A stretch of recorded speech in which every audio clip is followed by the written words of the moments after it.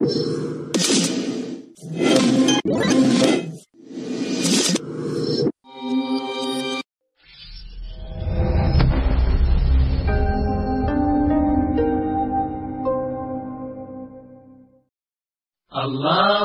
الله يا ربي يا الله الله يا ربي يا الله الله الله يا ربي يا الله الله يا ربي يا الله الله الله يا ربي يا الله الله يا ربي يا الله الله يا ربي يا الله الله يا ربي يا الله الله يا ربي يا الله الله يا ربي يا الله.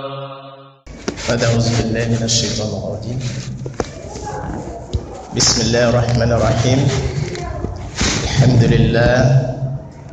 الحمد لله رب العالمين الرحمن الرحيم مالك يوم الدين إياك نعبد وإياك نستعين اهدنا الصراط المستقيم والصلاة والسلام على رسول الله.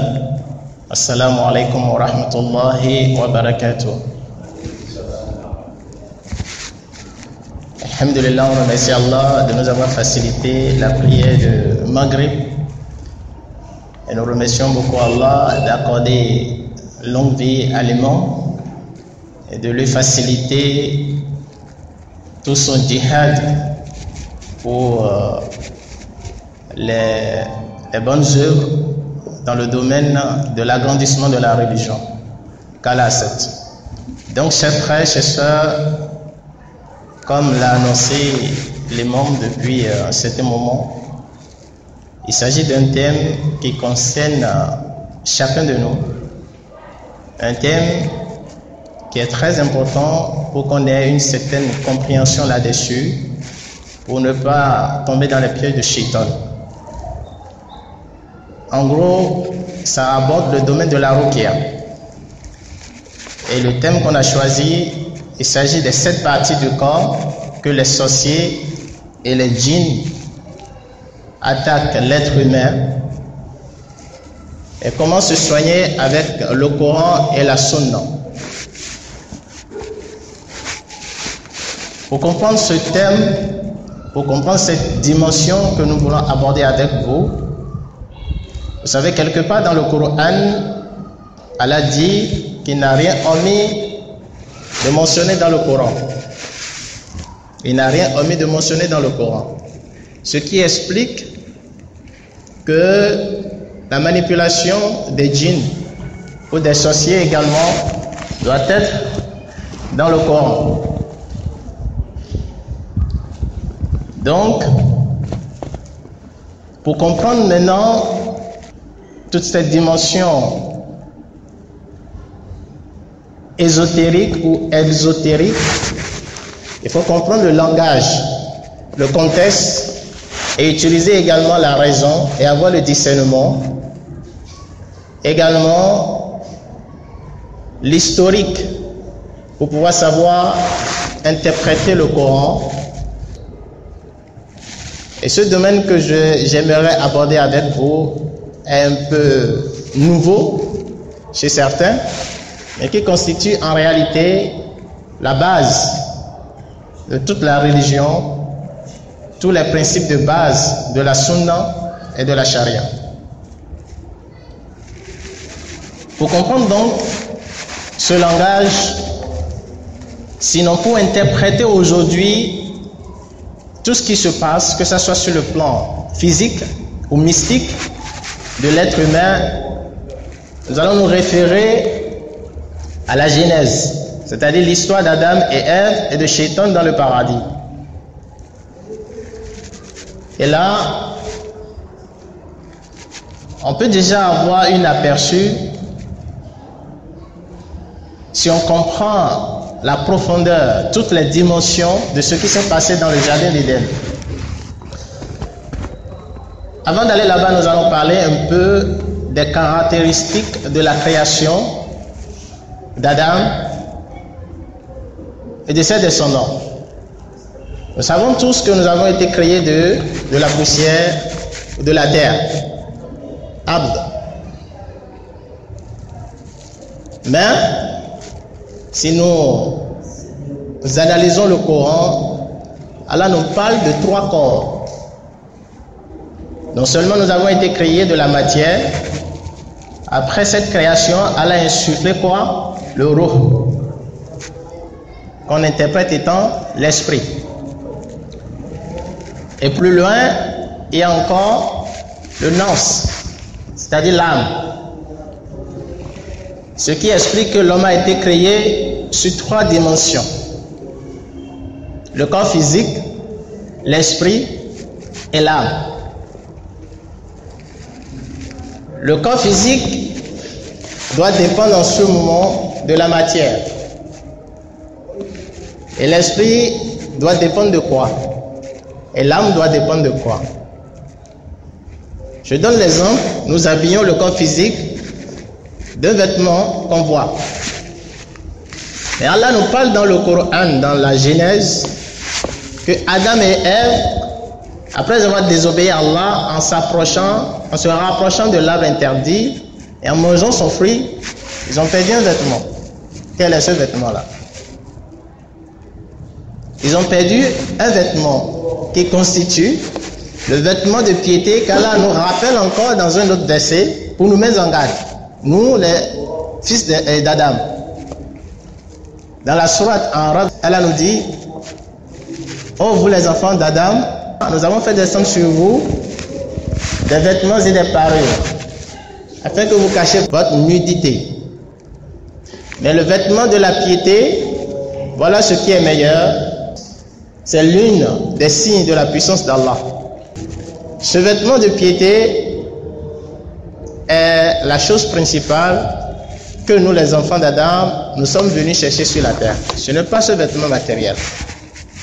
Ce qui explique que l'esprit également a un vêtement et le nafs également, l'âme, a un vêtement.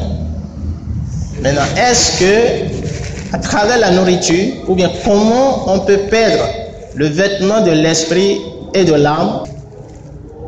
Là, ça devient un peu profond. On doit chercher à mettre de la lumière. Donc, si on arrive à avoir un aperçu sur ce qui s'est passé réellement dans le paradis, on peut déjà découvrir toutes les dimensions de la ruse de Shaitan et de ses alliés. Est-ce qu'on a compris? Donc ce vêtement de piété, aujourd'hui, d'après la science, on a fini par comprendre que les organismes humains émettent des vibrations. Déjà, pour aller plus vite, si vous allumez votre portable par exemple, et que vous émettez un appel, lorsque vous rapprochez le portable de l'oreille, ça s'éteint. Pourquoi? Je mets ça de côté. Je rentre maintenant dans la sonore. Le prophète Sassam dit, avant de manger, de dire Bismillah. Si on ne dit pas Bismillah, qu'est-ce qui va se passer? Shaitan va manger avec nous. Oh. L'autre qui n'est pas musulman, quand il va entendre ça, il va dire, mais vous êtes malade.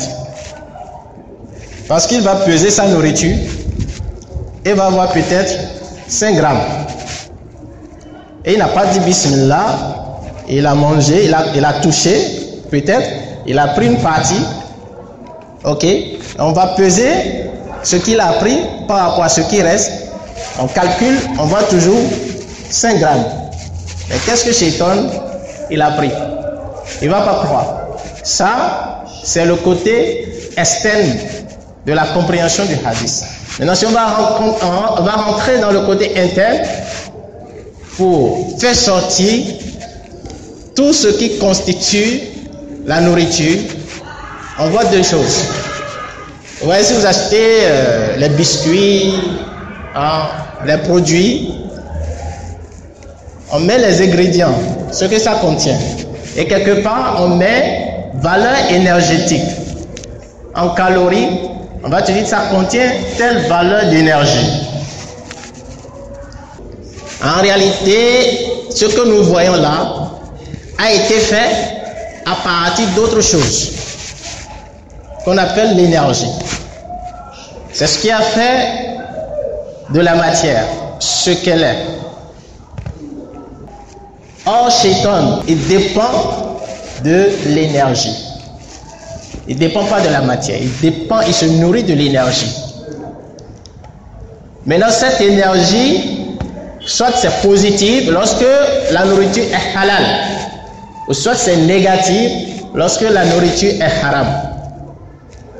Lorsqu'on mange la nourriture haram, on mange de l'énergie négative. Et lorsqu'on mange de la nourriture halal, ça veut dire qu'on mange de l'énergie positive. Donc, ce que Shaitan, il va prendre dans cette nourriture, c'est l'énergie que ça contient. Et là, vous allez remplir le ventre rien que de la matière. Mais votre énergie a été volée. Et lui, il mange l'énergie négative. C'est pourquoi le professeur dit, il mange avec la main gauche. Parce que cette main gauche transforme cette nourriture-là en énergie négative avant que lui ne l'avale. Lorsqu'on dit Bismillah sur la nourriture, qu'est-ce qui se passe? La nourriture devient lumineuse. Et quand ça devient lumineuse, puisque Shaitan ne supporte pas la lumière, il ne peut plus s'approcher de ça. Il ne peut plus prendre l'énergie que ça contient. Parce que quand on dit l'énergie, on dit également la lumière. Parce que cette lumière, c'est la nourriture du nafs. Et cette énergie, c'est la nourriture du ruh. Et la matière, ce qu'on voit avec les yeux, c'est la nourriture de la chair. Donc ce qui est important dans la nourriture, c'est quoi? C'est l'énergie et la lumière. Donc le corps physique dépend de la matière, l'esprit dépend de l'énergie et l'âme dépend de la lumière. Donc quand on rapproche le portable en lançant un appel à l'oreille, ça s'éteint parce qu'il y a un détecteur de vibration. Il y a un détecteur de vibration. Regardez vos portables Android, vous allez voir un petit point lumineux. Et quand ça se rapproche de la peau, ça s'éteint parce qu'on émet de la vibration. Vous comprenez là? Donc, quand on dit l'énergie, on dit également la vibration. Et c'est là que Einstein a conclu pour dire tout est énergie, tout est vibration, tout est fréquence. Et il a fait sortir une formule qui est la plus célèbre aujourd'hui selon la théorie de la relativité, que E égale à mc2. C'est-à-dire que la matière n'est que la manifestation de l'énergie. Et l'être humain, il est le canal de l'énergie et de la lumière. Voilà les trois choses avec lesquelles Allah a créé Adam. Donc le vêtement dont Allah nous parle, qu'Adam et Ève, ils ont perdu, c'est un vêtement lumineux et non un vêtement de matière. Parce que si on rentre dans le verset de la sourate 7, Allah dit le vêtement de piété, voilà ce qui est meilleur. Le vêtement de piété, voilà ce qui est meilleur. Donc Shaitan, il est passé par l'alimentation pour éteindre le vêtement d'Adam et d'Ève. Ce qui explique que l'égarement du fils d'Adam, les problèmes du fils d'Adam commencent lorsqu'il perd son vêtement de piété. Il en est ainsi, le sorcier, il doit résoudre d'abord cette équation. Vous voyez, si le voleur, par exemple, il veut rentrer chez vous, quand nous en prison, et il y a tellement de la lumière, il ne va pas rentrer. Qu'est-ce qu'il va faire? Il va aller disjoncter d'abord, qu'il y ait l'obscurité pour qu'il puisse faire son opération. C'est comme ça les sorciers aussi. Avant de nuire à l'être humain, il doit éteindre d'abord son vêtement. Maintenant, quelle est la source de cette énergie au niveau de l'être humain, qui gère le fait qu'Allah dit Wala takarabu adi, n'approchez pas l'arbre. Première dimension. Et ne mangez pas l'arbre. Deuxième dimension. Et ils se sont approchés et ils ont mangé le fruit. Et Allah dit, ils sont égarés, ils ont perdu leurs vêtements, et ils ont commencé par se couvrir avec les feuilles du paradis. C'est parce qu'il y a une partie au niveau du corps qui constitue la base de tous les problèmes du corps physique, de l'esprit et de la vie. Cette partie est la principale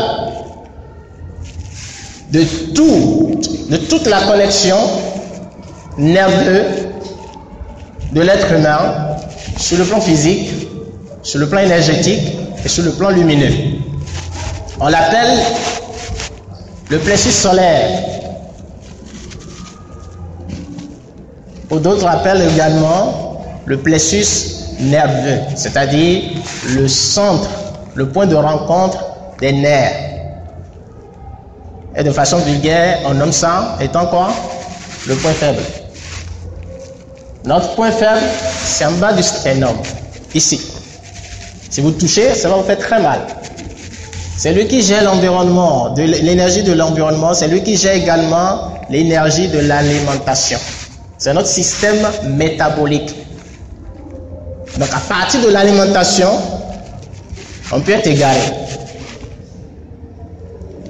Et à partir de l'environnement, on peut être également égaré. Pourquoi l'environnement? Parce que l'arbre, sur le plan scientifique, les découvertes scientifiques, l'arbre dans la journée dégage de l'oxygène, qu'on appelle le O2. Et dans la nuit, ça dégage quoi? Le gaz carbonique, le CO2. Maintenant, l'arbre interdit à Adam et Ève dans le paradis, ça contient quoi? Ça ne peut que contenir ce qui va nous nuire. Et c'est pourquoi on nous dit de ne pas rester sous l'arbre la nuit. Donc l'arbre du paradis ne contenait que du CO2, c'est ce que nous appelons l'énergie négative. Donc ils se sont approchés de l'arbre et le plexus solaire a été affecté. Parce que lui canalise l'énergie de l'environnement. Et je vous dis, tous les rites islamiques sont basés sur le principe des énergies. Parce que vous et moi, il y a certaines sunnas qu'on n'a pas compris, qu'on se pose souvent des questions. Pourquoi, par exemple, on fait les ablutions sur certains endroits précis? Pourquoi doit-on réciter la Fatiha? Pourquoi les mosquées sont construites comme ça? Pourquoi doit-on faire 7 fois le tawaf autour de la Kaaba? Ce sont des questions qui sont demeurées sans réponse. Parce que on ne voyait, on ne comprenait les choses par rapport à ce qu'on voit, par rapport à ce qui est limité à notre vision. Donc, le plexus solaire, comme je l'ai dit, il a la base de l'environnement, si c'est positif ou si c'est négatif. Il a la base de l'alimentation, si c'est positif ou si c'est négatif. C'est également le centre de toutes nos émotions positives et négatives. Vous voyez par exemple, je ne sais pas si vous avez constaté une fois que vous avez peur. Vous allez constater au niveau de votre point faible, il y a une sorte de contraction, soit une boule. C'est parce que c'est le siège des émotions positives et des émotions négatives. Et ça s'ajoute maintenant aux conditions énumérées par Allah pour les fils d'Adam. Pour Adam, c'était deux, l'environnement et l'alimentation. Maintenant, pour nous, les enfants d'Adam, l'environnement, l'alimentation et les émotions. La preuve, si vous prenez la sourate Al-Maïda, le chapitre 4 du Saint-Coran, au 90e, au 91e verset, Allah nous rappelle, je prends le 91e verset.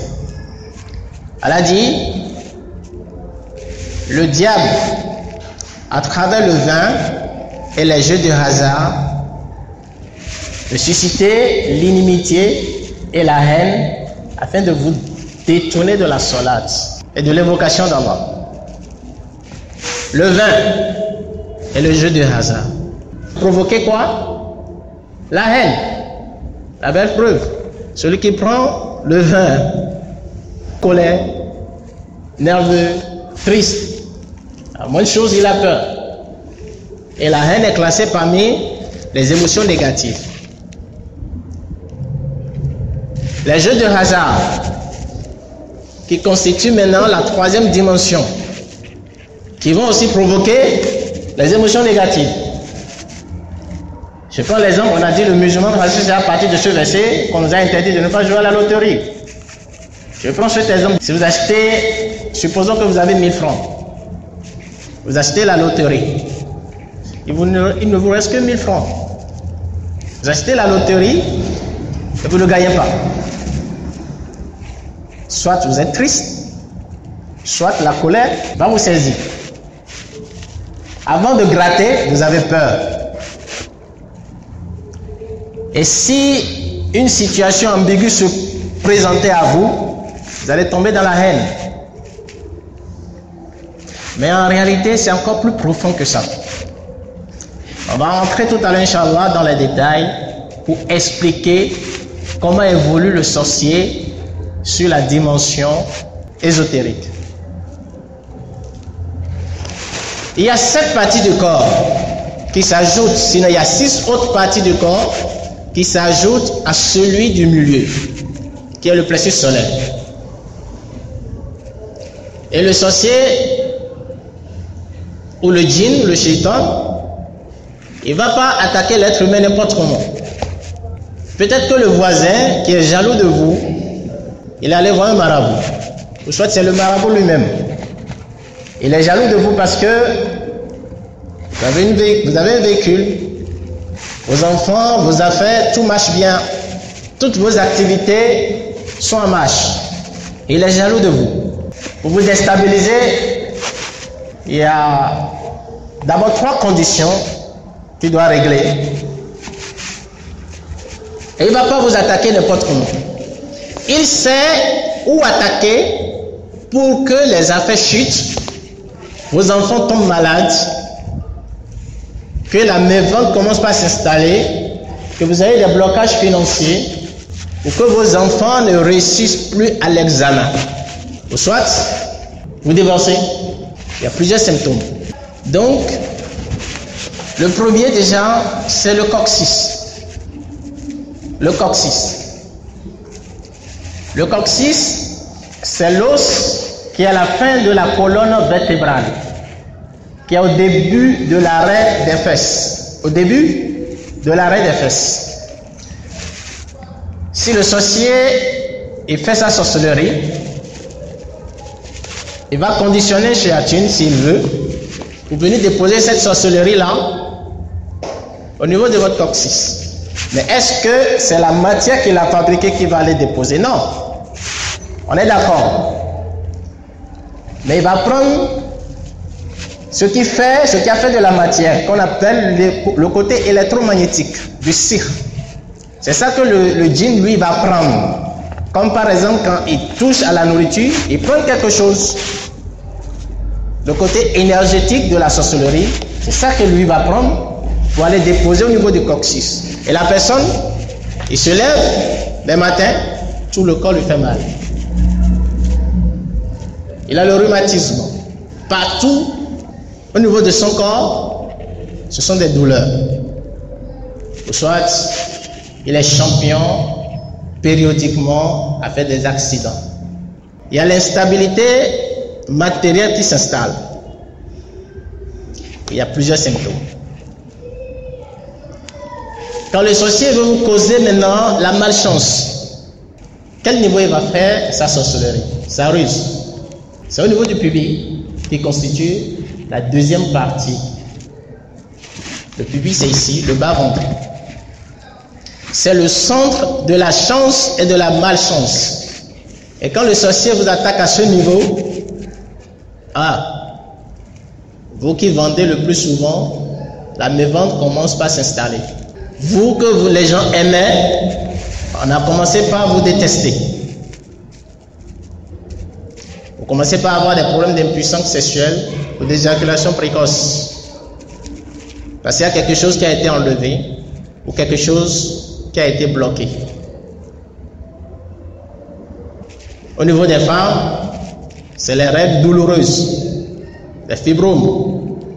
Et il y a aussi ce phénomène qui aujourd'hui est malencontreux, c'est le phénomène de djinn amoureux ou djinnate amoureuse. Ah, quand il dort, c'est en ce moment que lui commence par faire la sunna dans le rêve. Ce sont les symptômes de la sorcellerie. Et vraiment, celui qui a ça, il aura beaucoup de problèmes. Pour évoluer, la troisième partie qui constitue la base, le centre de tous les problèmes, comme je l'ai dit, c'est le plexus solaire. Et à ce niveau que tout commence. Le sorcier, il a trois conditions, trois équations à résoudre. Premièrement, c'est quoi? Par rapport à ce qu'on a dit au début, de ce que Adam a subi avec Shaitan dans le paradis. Premièrement, c'est quoi? N'approchez pas l'arbre, parce que l'arbre dégage quoi? L'énergie négative, le CO2. Donc, l'environnement. Il est d'habitude chez les sorciers de faire des sacrifices au niveau des carrefours. On ne comprend pas pourquoi. On sait que c'est fait pour les djinns, mais également pour négativer l'environnement. Parce que on n'a pas été créé à la merci des sorciers. On n'a pas été créé pour être possédé non plus. Il y a une certaine manipulation, une certaine dimension de corruption sur le plan matériel, énergétique et lumineux. Donc le sorcier, obligatoirement, il doit vous mettre en connexion.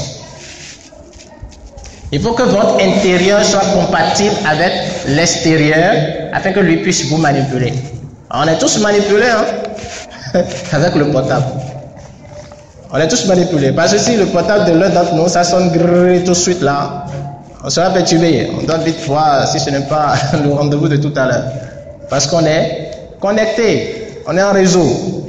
Et c'est pareil avec l'être humain. Puisque les téléphones portables, la technologie a été étudiée à travers le système énergétique, le système quantique de la création de l'être humain. Les atomes. C'est le fonctionnement des atomes qui les ont permis aujourd'hui de créer des téléphones portables. Les bombes atomiques, les ordinateurs. Donc là, on est tous connectés à un réseau, soit MTN, Move, Libercom, Ouglo, ainsi de suite. Et quand tu éteins ton portable, là, tu n'es plus en réseau. Et le sorcier, c'est ce qu'il fait. C'est ce qu'il fait. Il doit nous mettre d'abord en réseau avant de nous manipuler. Donc, premièrement, c'est l'environnement pour négativer l'énergie de l'environnement. Donc, si l'énergie de l'environnement est négativée, ça veut dire que votre plexus solaire est conditionné. Mais il y a une tsuna qui empêche ça. C'est quoi cette tsuna? Ce sont les ablutions. Celui qui est 24 heures sur 24 en ablution est dépeint de la manipulation de son intérieur, de son extérieur. Son intérieur, son extérieur. C'est-à-dire l'environnement. Quoi qu'en soit, la manipulation de l'environnement à travers les sacrifices au carrefour, le musulman qui est en ablution n'est pas connecté. On verra pourquoi, Inch'Allah. Deuxième condition. Deuxième condition, c'est quoi déjà? L'alimentation. Parce que c'est ça qui a permis à Adam d'être égaré. C'est ça qui a facilité son égarement. C'est ça qui a conditionné son égarement. Tout ce que vous mangez dans le rêve n'est pas du plaisir. C'est de la sorcellerie. Si une fois dans votre vie, vous avez rêvé que vous êtes à un festin, à une cérémonie, ou soit vous vous réveillez, vous voyez que vous vous levez vous-même pour aller chercher de la nourriture, ou bien vous avez payé vous-même, sachez que vous avez mangé de la sorcellerie. Parce qu'Allah ne nous a pas créés pour manger dans le rêve. Il n'y a pas un hadith, il n'y a pas un verset coranique. Donc le sorcier, il nous pousse, il nous suggère à manger dans le rêve pour pouvoir souiller notre plexus solaire. Et sans ça, pas ça. Puisqu'on dit ici, c'est le carrefour des nerfs. Donc si le carrefour est conditionné par l'énergie négative, ça veut dire que vous êtes en réseau. Vous êtes manipulé. Maintenant, la troisième condition, la troisième équation, c'est quoi? On l'a déjà dit. Ce sont les émotions. Ah, le gars là, il est champion. Quand il dort, il fait des cauchemars. Tout le temps, il est en cauchemar. Il voit un serpent en train de le pourchasser, un animal en train de le pourchasser. Soit il se réveille en sursaut. En tout cas, tout ce qui vous amène dans les émotions négatives dans le sommeil, dites-vous que c'est de la sorcellerie. Parce que c'est le plexus solaire qu'on a besoin de négativer. Est-ce qu'on a compris? Donc, Adam et Ève ont été égarés à travers l'environnement et l'alimentation. Pas Shaitan. Et le patron des sorciers, c'est Shaitan. Mais aujourd'hui, il passe par la dimension métaphysique, la dimension interne. Et c'est là nous provient dans la sourate Araf, verset 27, si j'ai bonne mémoire, en tout cas entre le verset 26 et le 27e verset, que le diable ne vous tente point comme il a tenté vos pères et mères en leur arrachant leurs vêtements de piété. Et le sorcier, obligatoirement, il doit vous éteindre d'abord. Parce que nous sommes conditionnés, nous les Béninois, à la source énergétique d'Akosombo, du Ghana. Si le Ghana éteint son énergie là-bas, on n'aura plus de courant électrique ici au Bénin. Est-ce qu'on a compris? L'être humain est comme ça. Donc le plexus solaire, c'est le centre de l'alimentation, des émotions et de l'environnement. Malheureusement, on est soumis à une sorcellerie interne et externe. La sorcellerie externe, nous tous ici, jusqu'à moi, je l'ai. Pour la sorcellerie moderne, on l'a tous. Oui. Le portable, c'est la sorcellerie moderne. Mais la sorcellerie moderne parce que tout ce qu'Allah a créé, tout ce que nous voyons, ça contient toujours un bien et un mal. Et lorsque le bien est plus grand que le mal, c'est halal. Mais lorsque le mal est plus grand que le bien, c'est haram. Heureusement, ils ont fait que l'utilité est plus grande que le mal. Donc on va attendre, Inch'Allah, après l'appel, on va continuer, Inch'Allah. Bismillah.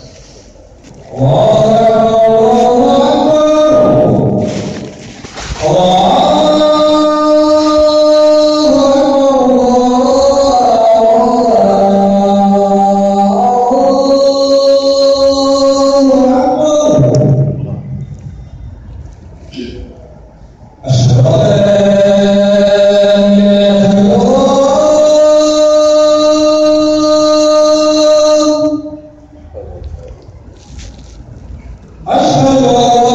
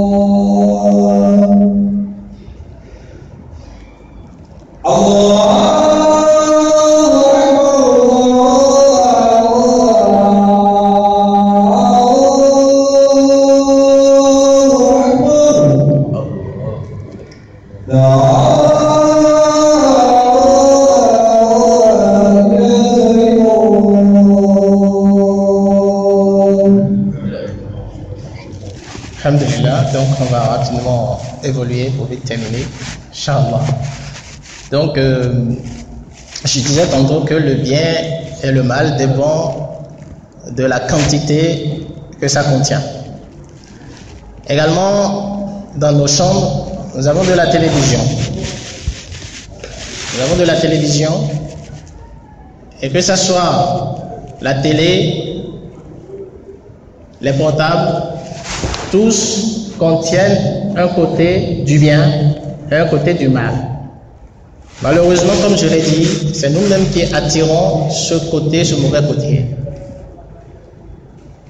qui constitue le problème numéro 1 de la communauté au niveau de la sorcellerie moderne, au niveau de la sorcellerie mystique.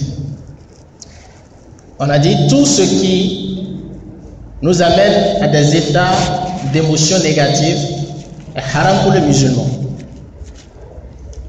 Quand vous êtes en face, par exemple, de la télé où il y a un match de foot,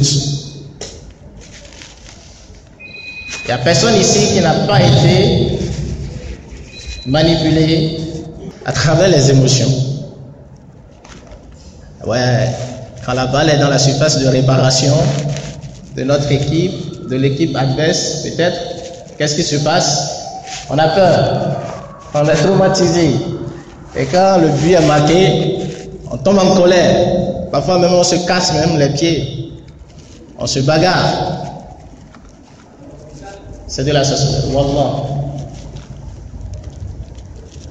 Quelle est la différence entre celui qui est en face de la télé et qui a peur, qui est triste, qui est en colère, qui est pris par la haine, à celui qui dort et qui fait des cauchemars et il a peur, il est triste, il est en colère? Quelle est la différence? La différence est ambiguë. Et c'est là le problème numéro 1 de tous les musulmans juste à la Mecque. Quand Ramadan vient, alhamdulillah, tout le monde est motivé. Quand Ramadan, on est tous démotivés parce que le plexus solaire, c'est le centre de la motivation et de la démotivation. Les matins, on accumule beaucoup de provisions spirituelles. Et les soirs, on finit devant la télé, on va dormir, on perd tout parce qu'on a été manipulé par quoi? Les feuilletons, les films, les matchs de foot. Toute l'énergie qu'on a accumulée dans la journée à travers les sonates. Parce que je vous dis, wallahi, allez chercher sur le plan métaphysique, vous allez constater que la manière dont on construit les mosquées constitue des motifs pour canaliser de l'énergie. Et lorsqu'on fait le tawaf, scientifiquement ça a été prouvé que la Kaaba est le centre de toutes les énergies de la terre. Et ça joue le même rôle que le plexus solaire. Toutes les cités de la terre sont connectées à la Kaaba. De la même manière que les 6 parties de notre corps sont connectées au plexus solaire. Donc celui qui contrôle la Kaaba, il contrôle toute la terre. Celui qui contrôle le plexus solaire, il contrôle tout l'individu. Tout est énergie, tout est vibration, tout est fréquence. Donc voilà au niveau moderne, comment le musulman il est manipulé, que ce soit dans le Ramadan ou en dehors du Ramadan. On est tous manipulés. Donc le sorcier, voilà ce qu'il fait. Il a besoin de ces 3 conditions, l'une de ces 3 conditions, avant de mettre sa victime en réseau pour pouvoir le manipuler. Maintenant, la 4e partie, qui est entre les 2 seins, c'est le cœur. C'est la partie qui s'occupe de la prospérité et de la pauvreté. Quand le sorcier vous attaque à ce niveau, qu'Allah nous en préserve, la personne va commencer par avoir les symptômes de blocage financier. Il travaille beaucoup, mais il gagne peu d'argent. C'est vrai qu'il y a le destin. Maintenant, on parle de celui qui est victime de la sorcellerie, qui était riche, et qu'on lui a fait la sorcellerie et qui commence par régresser. Là, il y a anguille sous roche. On doit essayer de comprendre tous ces paramètres pour trouver des remèdes. Donc le cœur entre les 2 seins C'est lui qui gère nos affaires au niveau financier et au niveau de l'amour inconditionnel. Quand la personne est manipulée à ce niveau, vous allez voir quand il donne à quelqu'un, il veut toujours le retour. Quand il donne, il veut qu'on le récompense. Sachez qu'il a des problèmes à ce niveau. Ou soit il ne donne pas la zakat parce qu'il a peur que ça finisse. Il a des problèmes à ce niveau. Et la cinquième partie pour évoluer, c'est la gorge. C'est le centre de la créativité et du professionnalisme. La gorge est liée avec les bras. Et c'est avec les bras qu'on travaille. Donc quand le sorcier fait de la sorcellerie au niveau de la gorge, la personne commence par être bloquée au niveau du professionnalisme. Et tout part du travail. Soit il a le travail mais n'arrive pas à avoir de l'inspiration pour l'exécuter. Il n'arrive pas à créer quelque chose. Il va déposer ses dossiers, mais c'est toujours rejeté. Pourtant, il a toutes les facultés qu'il faut pour avoir de bons boulots. Mais il est bloqué. Et la sixième partie, qui constitue la partie de la prosternation, qui est liée avec l'intellect. Et ce niveau joue beaucoup plus avec les élèves. Chaque fois, il ne se rappelle pas de ses cours. Il fait tout possible pour bûcher, mais ça ne rentre pas. 2 fois 2 égale à 4. Au jour de l'examen, il a oublié. Parce qu'il y a la sorcellerie qu'on lui a fait à ce niveau. Il n'a pas d'inspiration. Ou soit il souffre de la migraine forte, des maux de tête. Ou soit la vision commence par devenir floue. Maintenant, la septième partie, c'est le milieu de la tête. C'est lui qui définit, c'est cette partie qui définit notre identité spirituelle. Lorsque vous voyez le frère, il venait chaque fois à la mosquée, et quand ça a commencé parce qu'on l'a bloqué à ce niveau, il commence par délaisser la mosquée. Il commence par régresser dans la religion. C'est-à-dire qu'on l'a bloqué à ce niveau. Donc il y a plusieurs symptômes qu'on ne peut pas tous citer à cause du temps. Maintenant, comment se soigner?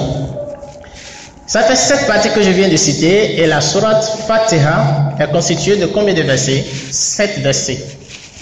Et qui veut dire l'ouverture. L'ouverture contre ce qui est bloqué. Parce que le sorcier, il a fait la sorcellerie au niveau du coccyx pour bloquer votre système matériel, vos conditions matérielles.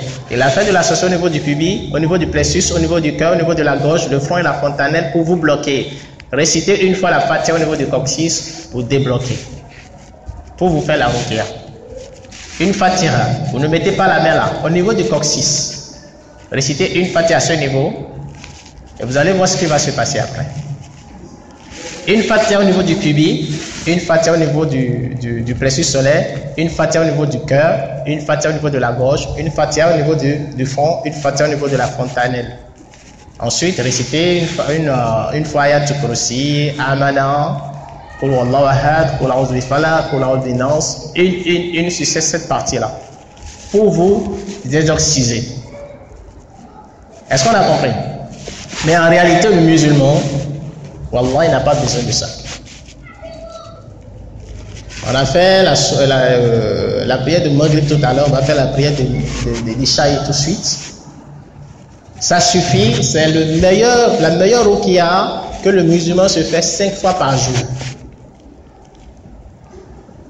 Par conséquent, celui qui se lève tous les jours pour se faire la ruqya, c'est parce que au niveau de sa prière, ça ne va pas. Parce que ce sont les 7 parties-là qu'on purifie dans la Fatiha. Et lorsqu'on est en prosternation, c'est encore ça. Et on a parlé de vêtements de piété d'Adam et Ève et de ses descendants. C'est ce vêtement qu'on est venu chercher jusqu'à la mort. Parce que c'est un vêtement qui augmente et qui diminue. Parmi les 7 parties que je vous ai citées, il y a 3 qui sont encore importantes. Et si vous maîtrisez ces 3-là, le sorcier n'a plus d'emprise sur vous.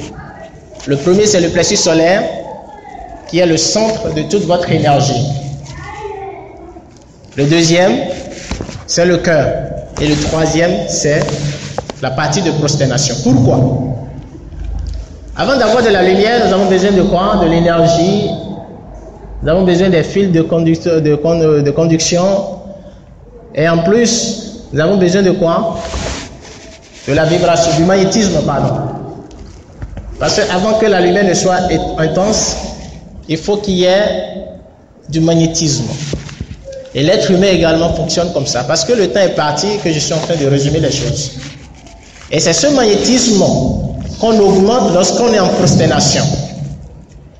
Lorsqu'on est en prosternation, vous voyez au milieu de la tête, c'est la partie la plus magnétique de l'être humain. Et au milieu de la tête également, c'est la partie la plus magnétique de la tête qu'on appelle le magma. Au niveau de la tête, on l'appelle la glande pinéale. Si vous mettez deux aimants, l'un en face de l'autre, qu'est-ce qui va se passer? Ils vont s'attirer. Et lorsque vous êtes en soujoud, c'est ce qui se passe entre le milieu de la tête et le milieu de la terre. Il y a une connexion qui s'établit et vous chargez en magnétisme. Et ce magnétisme peut être naturel ou spirituel. Et lorsque vous dites ce que vous devez dire en prosternation, en invoquant Allah, c'est Allah qui vous transforme en magnétisme spirituel. Et c'est ça qui provoque cette vibration. Lorsque vous rapprochez votre portable, ça s'éteint. Et si la vibration, le magnétisme est réduit, c'est là les virus commencent par s'installer dans le corps. C'est là les chéatines commencent par nous incruster. Et la maladie commence par se manifester. Là, le musulman n'a pas besoin de pharmacie, il n'a pas besoin de raki, il n'a pas besoin d'hôpital. C'est ça, hein? Donc celui qui a le vêtement de piété, quand il veut manger, il dit bismillah avant de manger. Et le bismillah est conditionné par rapport à ta crainte. C'est-à-dire que si tu es quelqu'un qui désobéit à Allah dans les grands péchés, et en face de la nourriture, tu veux dire bismillah, qui va te répondre? C'est-à-dire que tu vas commettre zina la nuit, et maintenant tu viens dans la journée, et tu dis bismillah sur la nourriture, ça ne va pas te répondre. Wallah, ça ne va pas te répondre, parce qu'Allah ne guide pas les pervers. Donc il faut dire bismillah pour que la nourriture soit purifiée. Lorsqu'on a la crainte d'Allah, il faut travailler sur sa crainte, pour être dépeint de la manipulation du sorcier. Et le dhikr, ça travaille sur le deuxième, qui est le cœur. Lorsque vous abandonnez le dhikr, votre vêtement magnétique qu'on appelle l'aura interne commence par être réduit. Ça commence par être réduit. Parce que c'est le champ magnétique statutaire et le champ de l'énergie statutaire. Donc quand vous faites le dhikr, vous l'augmentez. Vous augmentez votre lumière, vous augmentez votre énergie, votre vibration. Faites l'exemple et faites beaucoup d'istighfar. Si vous souffrez de la pauvreté, faites beaucoup d'istighfar. Et la troisième partie, lui, comme je l'ai dit, si quelqu'un souffre des maux de tête, il vient vous parler, de lui donner peut-être un secret, dites-lui d'aller accomplir 2 rakats et de rester 5, 10 ou 15 minutes dans la prosternation. Wallahi, ça va partir. Donc il y a une sunna, si vous mettez en pratique, vous êtes au-dessus de tous les problèmes que peut provoquer le sorcier et qui? Le shaitan. Levez-vous la nuit et accomplissez 2 rakats. Et dans chaque prosternation, prolongez-la de 5, 10 ou 15 minutes. Donc si vous prenez 5 minutes, ça vous fait x 4. Faites ça toutes les nuits. Vous n'aurez plus de problème de sorcellerie. Et s'il y a un sorcier dans votre maison, si c'est lui le propriétaire, il finira par vous chasser, soit il va ramasser ses bagages, il va quitter la maison. Essayez de mettre ça en pratique, chers frères. Mettez cette sunna en pratique et vous n'avez pas besoin d'aller consulter qui que ce soit ou quoi que ce soit. Ça vous suffit, 2 rakats. Qu'Allah donne la compréhension. Donc si on finit la prière, s'il y a des questions-réponses, Inch'Allah, on va passer. Il est là, non? Ok.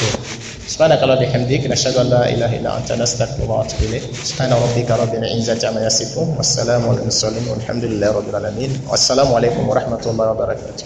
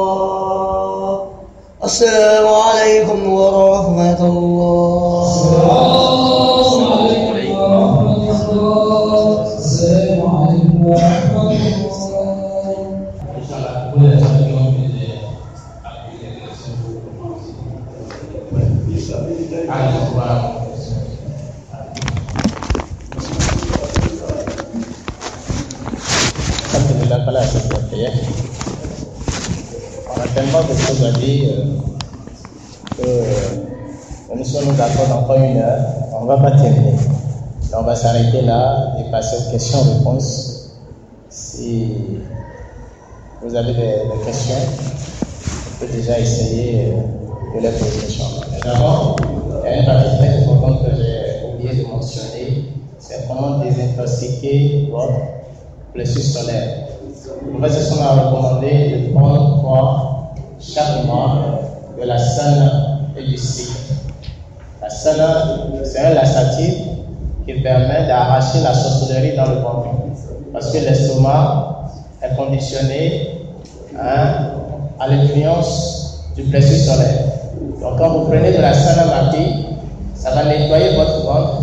Et là, vous avez déjà réglé une bonne partie de tous vos problèmes mystiques et physiques. Voilà, quand vous avez un problème de maux de tête, vous prenez des médicaments. Et ça rentre dans le ventre. Le ventre, c'est le deuxième cerveau de l'être humain. Et si le ventre est malade, c'est tout le corps qui est malade. C'est pourquoi c'est à travers l'alimentation, Adam et Ève ont été égarés. Donc celui qui contrôle notre alimentation, il contrôle tout. Donc prenez de la sanamaki pour désintoxiquer votre ventre.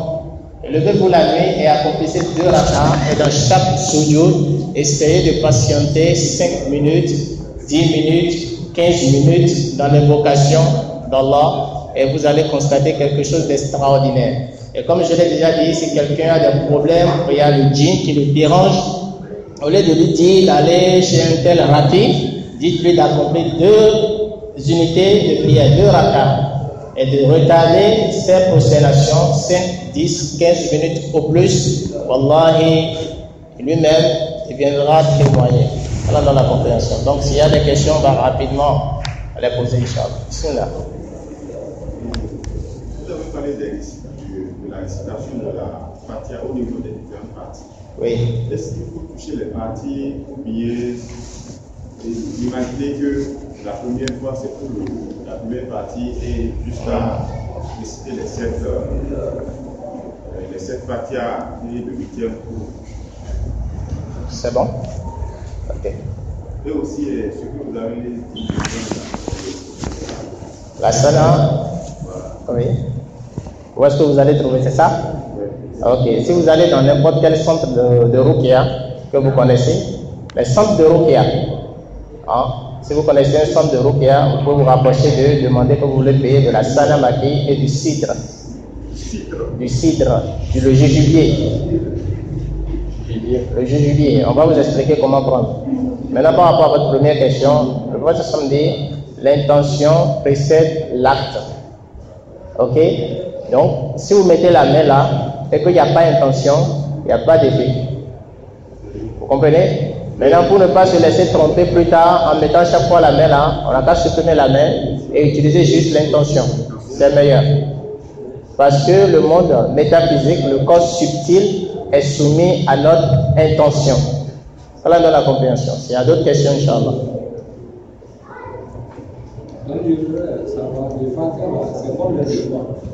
Une Fatiha. Donc ça vous fait 7 Fatiha. Une Fatiha sur chaque partie. Et quand vous récitez la Fatiha, essayez de vous asseoir et d'ouvrir les deux mains sur les genoux. Et si c'est fait, ils vont se manifester au niveau de vos doigts. Le premier, c'est le fourmillement. Vous sentez des trucs qui bougent. Ça a un effet comme s'il y a des fourmis qui sont en train de sortir au niveau des doigts. Le deuxième, vous allez sentir des effets de brûlure. Troisième, de picotement. Quatrième, le doigt seul commence par trembler. Cinquième, c'est le grattage. Et sixième, c'est la lourdeur.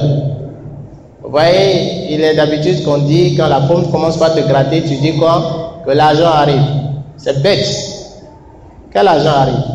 C'est vrai si quelqu'un a déjà remarqué ça une fois, où ça a gratté, il a pris l'argent pour gratter, puis l'argent est arrivé.